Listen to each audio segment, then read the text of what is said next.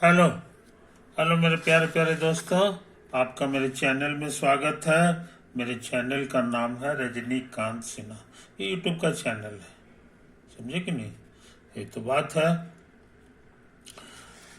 मेरा सीरीज चल रहा है P+M, P for physics.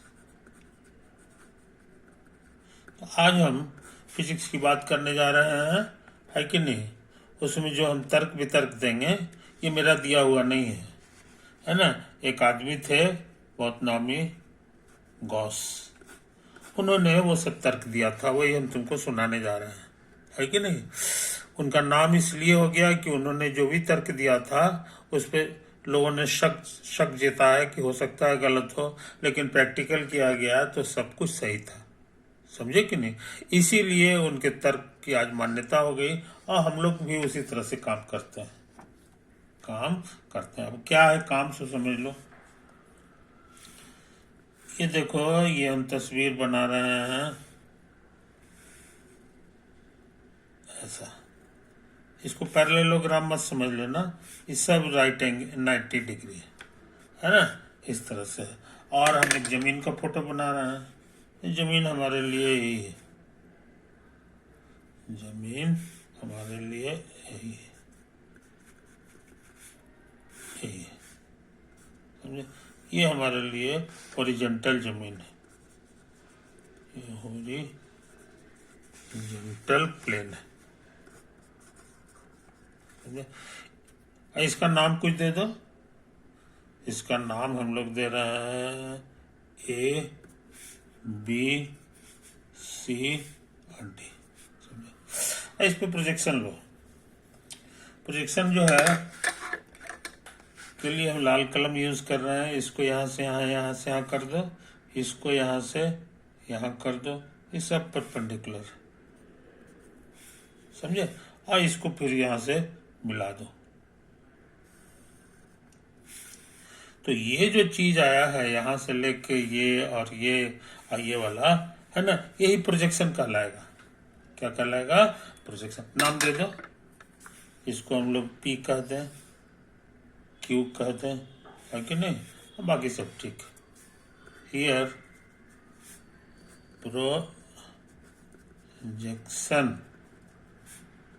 Of area ABCD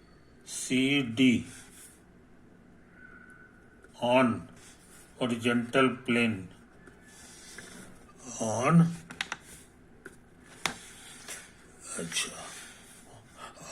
horizontal plane बराबर हो जाएगा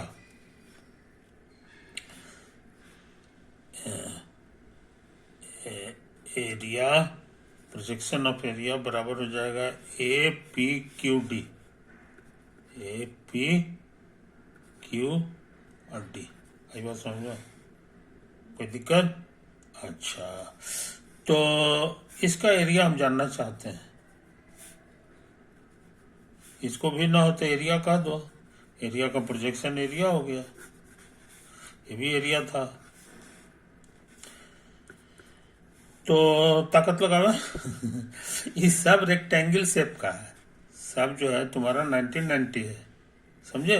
तो ये नतीजा क्या हो गया, इसका एरिया बताना आसान है। लंबाई गुना चौड़ाई, कहोगे AP और गुना PQ, तो समझे।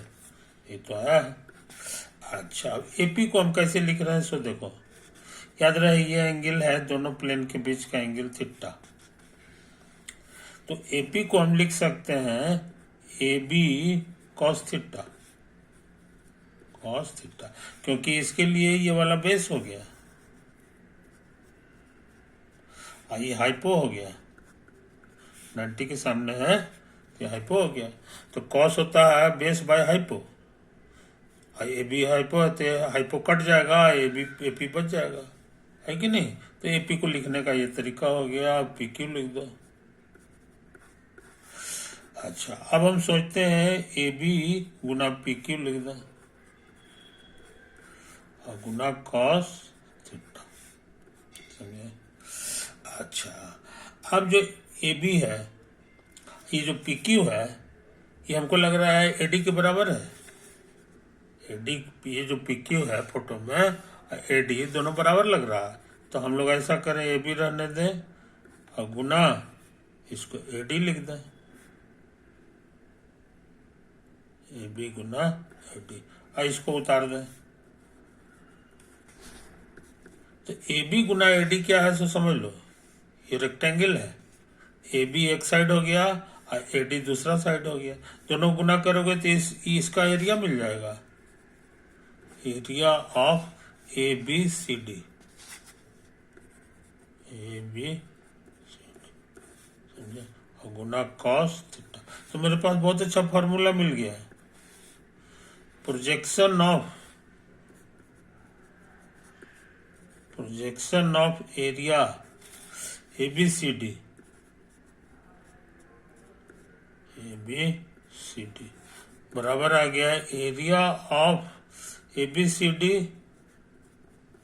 और गुना कॉस थीटा, समझे। वेयर थीटा क्या है ये समझ रहे हो, where theta is the angle between the two planes, between the two planes। आई बात समझ में। देखो तो हॉरिजॉन्टल प्लेन हो गया और उसके साथ ये जो प्लेन है ये वाला, ये कितना एंगल बना रहा है, तो ये थीटा है, समझे। तो इस बात को समझ लो मेरे यार, बड़ा आसान फार्मूला है, सिंपली जो कुछ है उसमें कॉस से गुना करना पड़ता है कि नहीं। अच्छा, बहुत से लोग इस पे नॉर्मल का फोटो बनाते हैं, तो इस पे जो नॉर्मल हो गया ये हो गया, समझे कि नहीं। ये तुम्हारा इसके साथ 90 डिग्री एंगल बना रहा है इस प्लेन के साथ, ये नॉर्मल हो गया, normal to A B C D. इस पर ये जो हॉरिजॉन्टल है उस पर जो भी नॉर्मल खींच दो, तो उस पे जो नॉर्मल खींचेंगे वो हमारा ये हो जाएगा,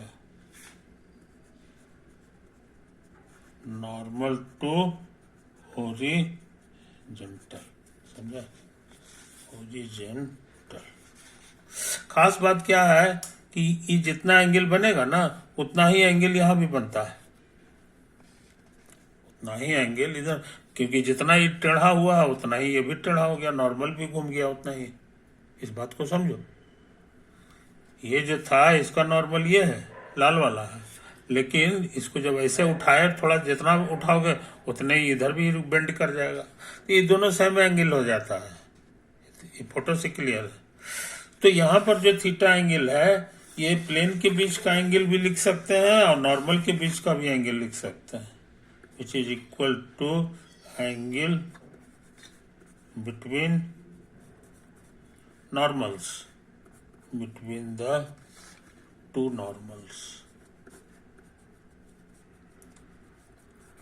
समझे। यही तो है, इसलिए प्रोजेक्शन निकालने का यह ट्रिक जो है बड़ा काम का है। और याद रहे गौस साहब ने कहा कि भाई थोड़ा बहुत अगर तुमको गड़बड़ भी लगता है तो ये मान के चलो कि सही है, किसके लिए, जब हमारा एरिया वेरी स्मॉल हो, वेरी स्मॉल है, स्मॉल एरिया रहेगा तो दोनों के बीच का जो गड़बड़ी रहेगा वो ठीक हो जाएगा, है ना। यहाँ पर ना हो तो लिख दो, फॉर वेरी स्मॉल एरिया, जिसका प्रोजेक्शन लेने जा रहा है वो खुद ही बहुत छोटा है कि नहीं। तो जिसके जो प्रोजेक्शन से आएगा आंसर, उसमें पुराना में कॉस थीटा से गुना करना है कि नहीं, तब तुमको ये हो जाएगा। तो ये बात को मन नहीं भूलना चाहिए। एक और साहब का कहना था कि भाई देखो तुम बहुत दिमाग इसमें मत लगाओ, है कि नहीं, मोटा मोटी तुमको बता दे रहा है कि ये हमेशा से ये हमारे काम का चीज, ठीक है। अच्छा, एक इम्पोर्टेंट चीज हम लोग सीख लिए हैं, अब हम क्या सीखना चाह रहे हैं सो समझ लो। अब हम क्या सीखना चाह रहे हैं वो समझ लो।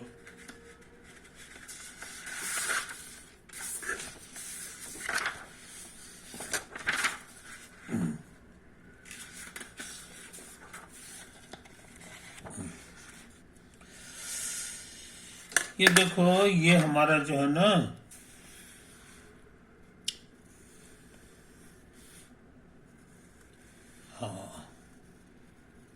और ये है, यहीं पे समझो कि क्यू चार्ज है। और ये हम सर्किल नहीं बनाए हैं, ये हम बनाए हैं यूनिट स्फीयर, यूनिट स्फीयर, समझे। माने इसका रेडियस 1 है, इसका रेडियस 1 है, और उसके बाद जो है सो ये, समझे, कोई दिक्कत नहीं। और जो है यहाँ से लाइन खींचो, थोड़ा सा इसका एरिया ले लो, ये ले लिया है कि नहीं। ये है तुम्हारा स्मॉल एरिया,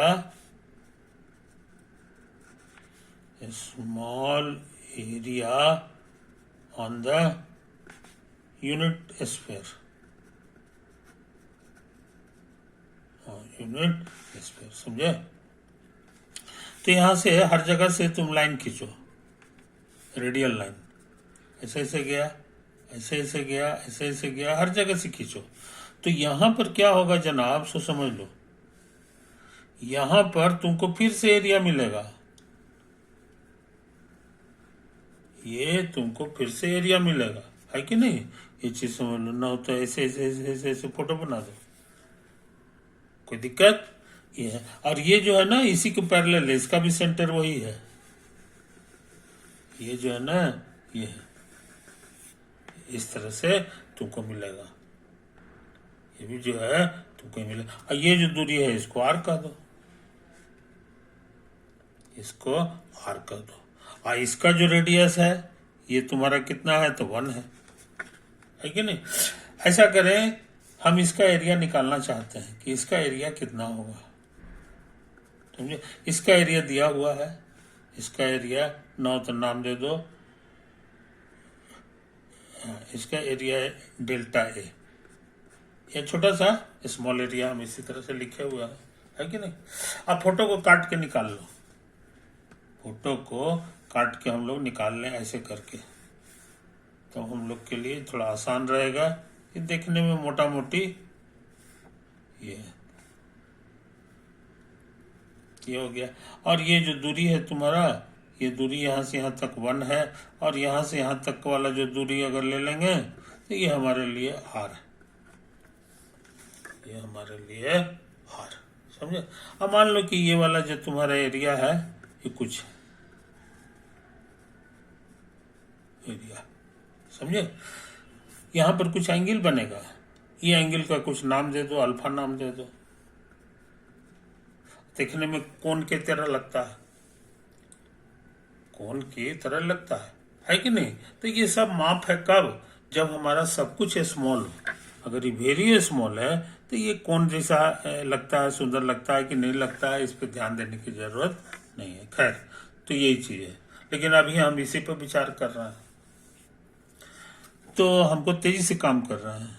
ये ऐसे ऐसे कर दो, तो ये दूरी कितना होगा, ये राइट एंगल ट्रायंगल है, ये पूरा इस एंगल के हिसाब से ये परपेंडिकुलर है, और ये तुम्हारा बेस है। अब बेस तुमको मालूम है आर के बराबर है, तो इसका ये कितना हो जाएगा ये बताना आसान है। ये हमको लगता है पहले आर लिख दो, बेस लिख दो, और उसके बाद tan थीटा लिख दो, tan अल्फा, समझे। tan बराबर होता है perpendicular by base, base cut जाएगा और तुमको जो है जो चाहते हो सो मिल जाएगा। इससे क्या हो गया कि अब इसका एरिया हम जान गए, सर्किल का एरिया होता है पाई आर स्क्वायर, आर की जगह इसको लिखेंगे, समझे। तो हम इसका एरिया जान गए, समझे कि नहीं। उसी तरह इसका एरिया क्या होगा ये बताना आसान है,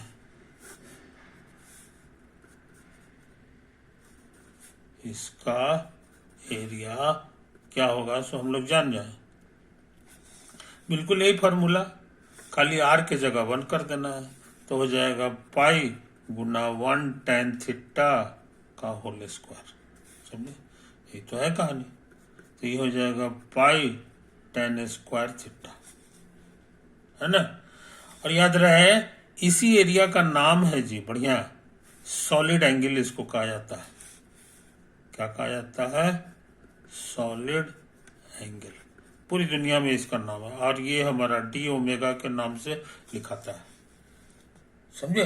ये यूनिट स्फीयर जो है इसी के ऊपर जो एरिया बनता है इसी का नाम है सॉलिड एंगल।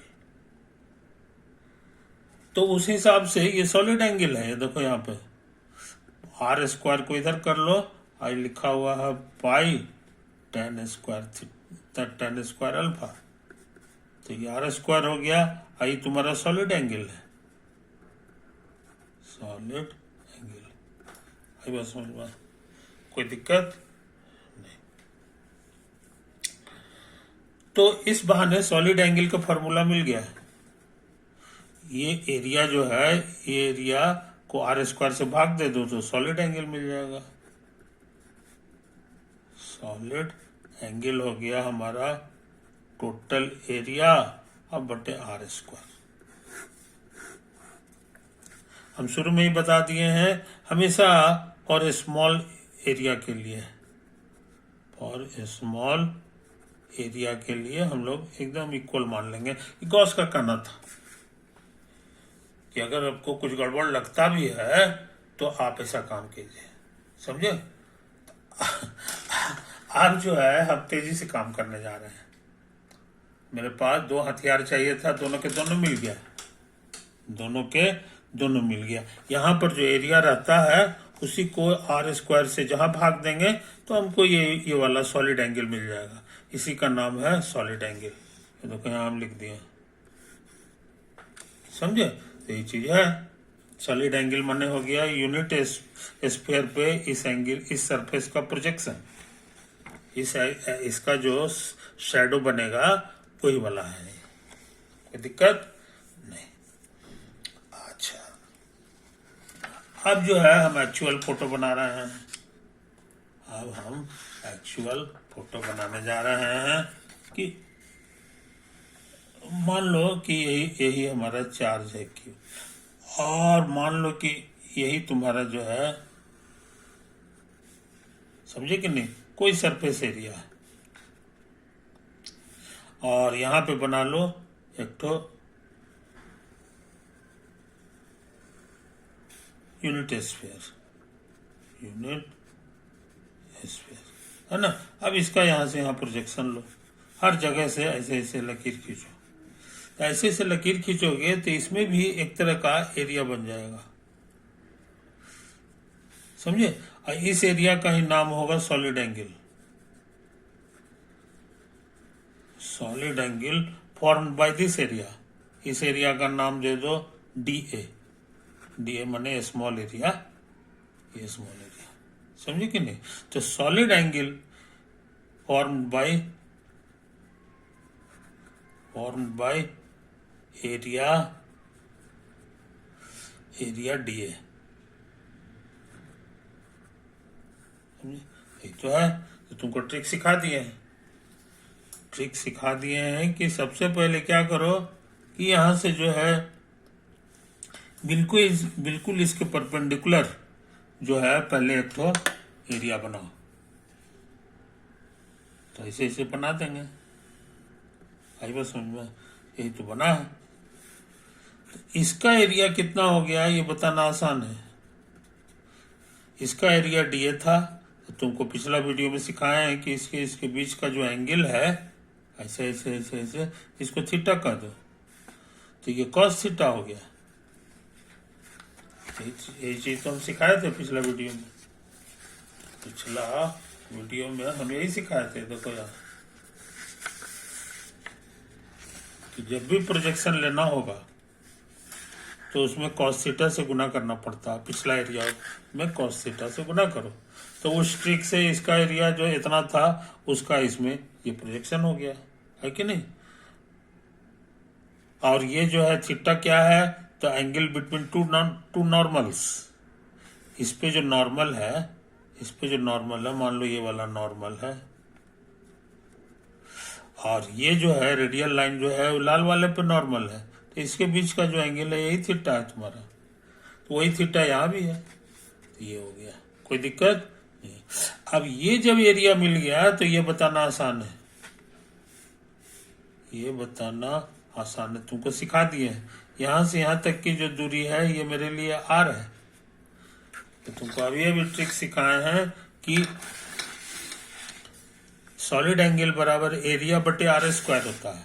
तो ये एरिया जो है कितना है ये हम लोग निकाल चुके हैं, D A Guna cos theta, इसको भाग देना होगा आर स्क्वायर से। यही हमारा एरिया हो गया। यही सच पूछो तो सॉलिड एंगल है, सॉलिड एंगल है। इसको हम लोग ऐसे कहेंगे। आई बात समझ में? तो बहुत इंपॉर्टेंट चीज सीख ली है, बहुत इंपॉर्टेंट चीज सीख ली है, समझे? अच्छा, तो अब हम क्या करना चाह रहे हैं सो समझ लो।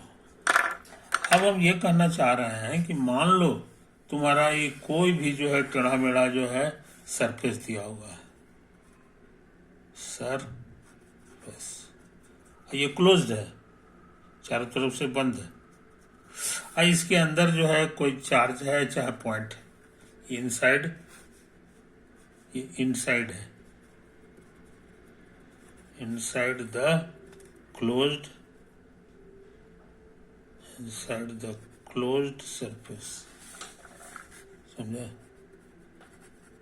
कोई दिक्कत नहीं। अच्छा, अब इसका एक छोटा सा एरिया ले लो, इसका ये छोटा सा एरिया ले लो, इस एरिया का नाम हम लोग डीए दे दें, डीए दे दें।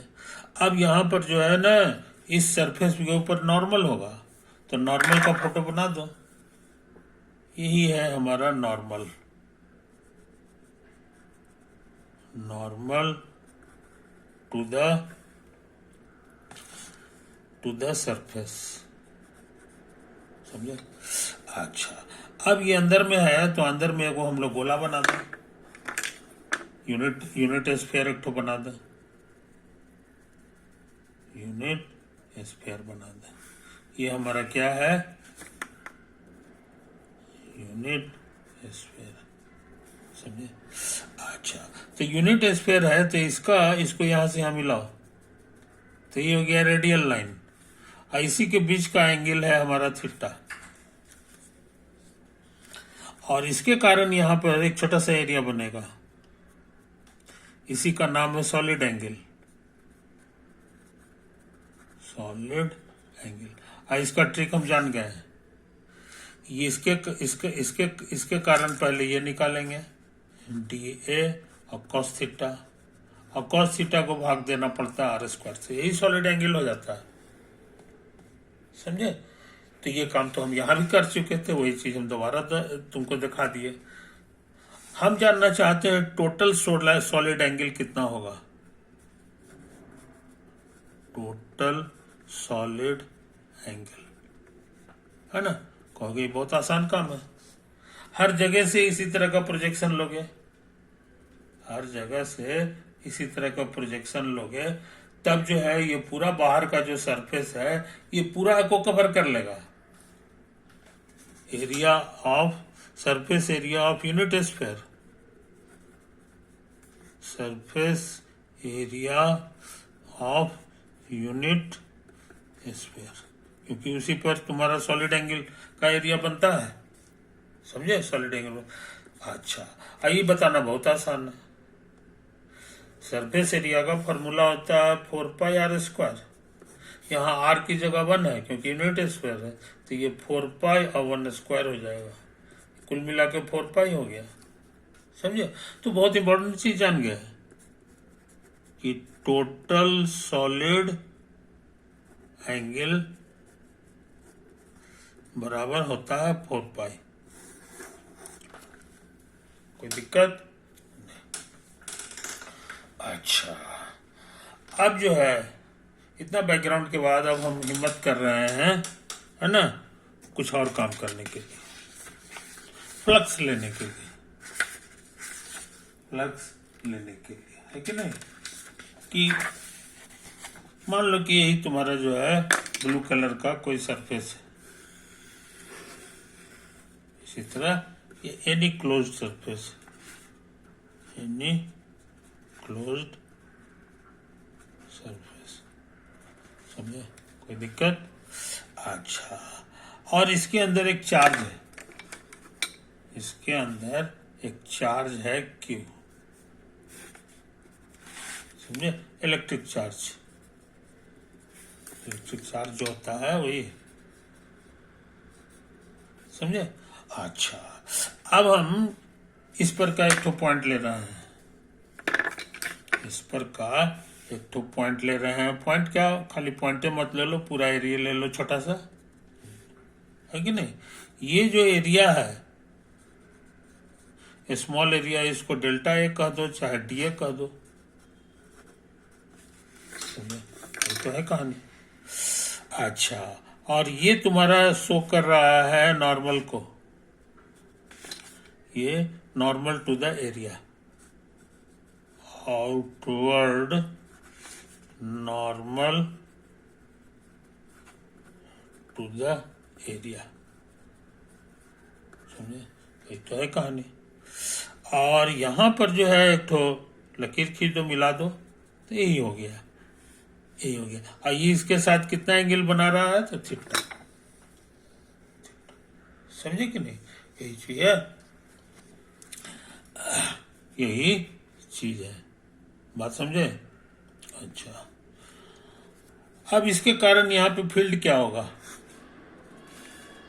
फील्ड मतलब E, इसके कारण तो कहोगी तो कूलम लॉ से हम बता देंगे, 1/4πε0, चार्ज है Q, अब बटा ये जो दूरी है इसका स्क्वायर, नहीं ये दूरी नहीं, हाँ ठीक तो है, ये दूरी R का स्क्वायर, यही तो होता है, समझे? अच्छा, हम निकालना चाह रहे हैं जी E डॉट ds, समझे? E डॉट ds के माने इसका मैग्नीट्यूड, इसका एरिया जिसको हम dA कहते हैं, और उसके बाद जो है cos और बीच का एंगल, तो बीच का एंगल थीटा है, क्योंकि ये तो तुम्हारा E का डायरेक्शन है, और ये सरफेस एरिया n हो गया, उसके बीच का एंगल है, यही डायरेक्शन तुम्हारा ds का है। ds भी कुछ लोग लिखता है, कुछ लोग dA भी लिख देता है, जैसा तुमको आदत है। तो dA हो गया cos थीटा, तो ये दोनों के बीच का एंगल हो गया, तो डॉट प्रोडक्ट हो गया, है कि नहीं? ये हो गया। अच्छा, और E का फॉर्मूला हम यहाँ से भर लें, तो 1/4πε0 और Q/r², और इसको लिख दो dA cos थीटा, समझे? अच्छा, अब हम क्या कर रहे हैं सो समझ लो, 4πε0 और ये Q ये बचा के रखें, और यहाँ लिख दें dA गुना cos थीटा और बटे r², समझे? यही हम लिखे हैं। इसको तुम पहचान लो, इससे भेंट तुम्हारी हुई है, इससे तुम्हारी भेंट हुई है, तो देखो यहाँ पे यही ना है, dA Guna cos theta by r², इस सॉलिड एंगल को बता रहा है, क्या बता रहा है? सॉलिड एंगल को। तो ये हो गया Q/4πε0 और गुना सॉलिड एंगल, और ये बड़ा नहीं है, स्मॉल सॉलिड एंगल, क्योंकि ये dA लिखा हुआ है। हाँ, यहाँ अगर हम सिग्मा लगा दें तो यहाँ भी सिग्मा लगेगा, यहाँ भी सिग्मा लगेगा, यहाँ भी सिग्मा लगेगा। सिग्मा माने पूरे सरफेस के लिए, for the whole close surface,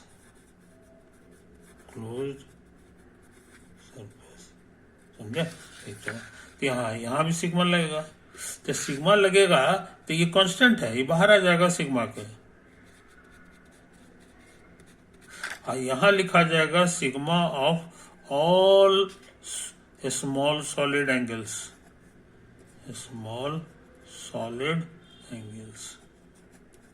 समझे? अच्छा, तो ये उतार देंगे, और 5 तो सबको जोड़ेंगे तो कहलाएगा टोटल सॉलिड एंगल,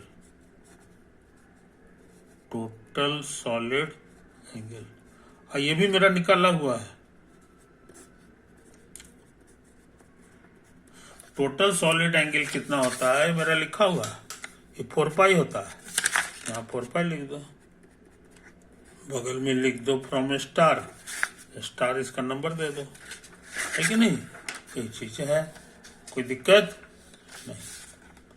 तो हम लोग बहुत इंपॉर्टेंट चीज सीखे, इस लाइन में यूज किए थे इसका एक नंबर का, तो आप चाहो तो यहाँ पे लिख दो यूजिंग 1, ये 1 का इस्तेमाल हमने किया है कि नहीं? ये लाइन काम हो गया, 4 पाई कटेगा तो आ गया Q एप्सिलॉन नॉट। इस Q को हम लोग शॉर्ट में लिखते हैं Q इनसाइड, इन माने इनसाइड, अंदर वाला, है ना? अब बटे एप्सिलॉन नॉट, बस। इसी का नाम तो फ्लक्स है, इसी का नाम फ्लक्स है, फाई। तो हमारे पास फॉर्मूला हो गया फाई बराबर Q इनसाइड अब बटे एप्सिलॉन नॉट, बस। इसी थ्योरम का नाम है गॉस लॉ।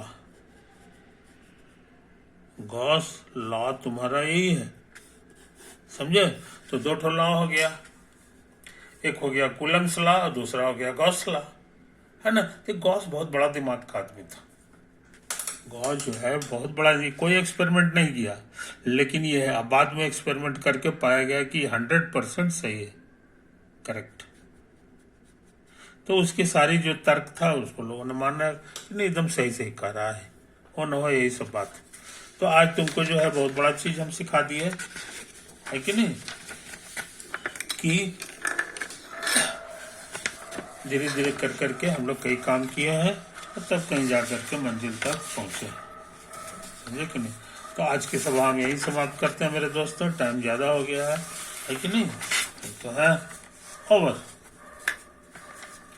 देखो यही है हमारा, यही से काम शुरू किए थे, ऐसे ऐसे ऐसे ऐसे बढ़ते बढ़ते यहाँ गया, और उसके बाद जो है ये हमारा लास्ट पन्ना है, ये हमारा लास्ट पन्ना। फिर इस पे आया 2 नंबर पे, 2 नंबर पे हमारा आ गया, और उसके बाद फिर ये 3 नंबर है, ये 3 नंबर है, और चौथा नंबर में जो है हम लोग इसको प्रूफ कर दिए, ये प्रूफ्ड हो गया।